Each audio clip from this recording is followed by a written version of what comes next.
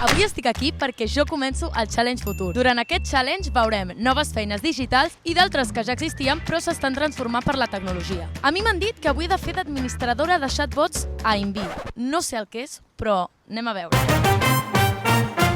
Hola, bon dia, ets l'Àngela? Ui, que fresquets aquí. Ja t'explico una miqueta. Nosaltres a Invi el que fem són chatbots. Desenvolupem el que és el software, la tecnologia i a més creem aquests chatbots per poder entregar directament al client. I tu avui muntaràs aquest chatbot. A mi no m'acaba de quedar molt clar el que és el chatbot. És molt fàcil. Moltes vegades quan una persona entra a una pàgina web el que vol és parlar amb l'empresa. Tu escrius en un chat el que vols preguntar i el chatbot automàticament et dona una resposta. Tinc ganes de que m'ensenyis una mica com us organitzeu. Vale, Àngela, ara què hem de fer? Aquí tenim un client que és una asseguradora que ens ha demanat una ampliació del seu chatbot. Això és el que t'ha enviat el client de tot el que ha de tenir aquest chatbot. I el que fem primer és conceptualitzar el chatbot. Paper i boli i a dibuixar. I ja anem fent l'arbre de decisions, l'estructura per la qual el chatbot anirà avançant. Ara que ja tenim l'estructura ben clara, necessitem dues coses, parlar amb el Jordi, que és el programador, i després ja passarem a programar. Hola, Jordi. Per poder fer les peticions correctament necessitem els seus identificadors de seguretat i amb això podem fer la comunicació entre els dos sistemes.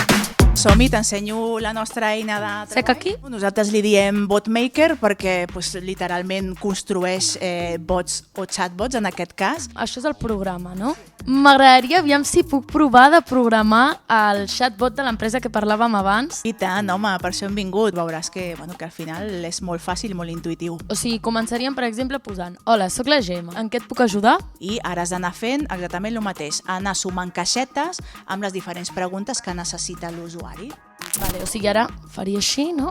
Com ho has vist, Àngela? Com ho veus? Home, jo et veig ja amb la mà trencada, d'aquí ja no et deixem sortir perquè ara ja tens el teu propi Gemma bot. Jo el tindria.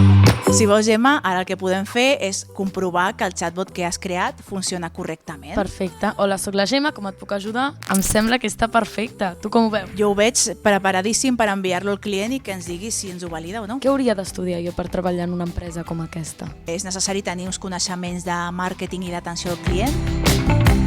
Doncs m'ha encantat, moltíssimes gràcies, m'he sentit molt acollida, molt estimada, gràcies pel que m'heu ensenyat i jo ara estic estudiant periodisme però qui sap en un futur si no acabo aquí asseguda, fent chatbot. Seràs molt benvinguda perquè se t'ha donat superbé.